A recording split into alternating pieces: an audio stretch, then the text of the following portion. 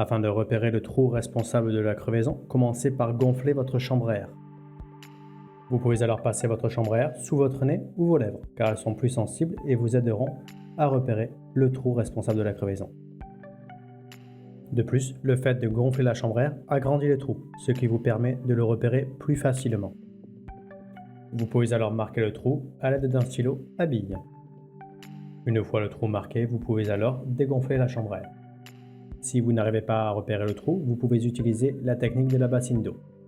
Des bulles d'air s'échapperont alors de la fuite, ce qui vous permet donc de la repérer.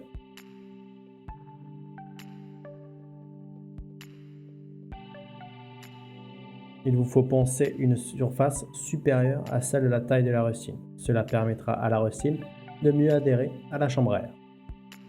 Nettoyez la zone poncée, de préférence avec de l'alcool car il s'évapore plus rapidement. Cela permettra à la rustine de mieux adhérer. Appliquez de la colle à vulcaniser sur la chambre à air.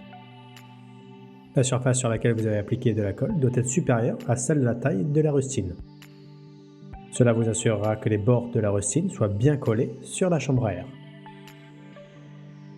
Après l'application de la colle, vous allez devoir attendre environ 1 minute afin que celle-ci soit pratiquement sèche.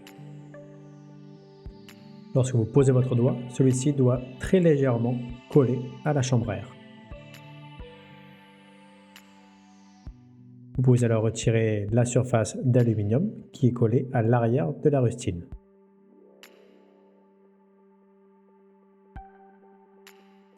Positionnez le centre de la rustine au niveau du centre de la croix que vous avez faite sur la chambre à air.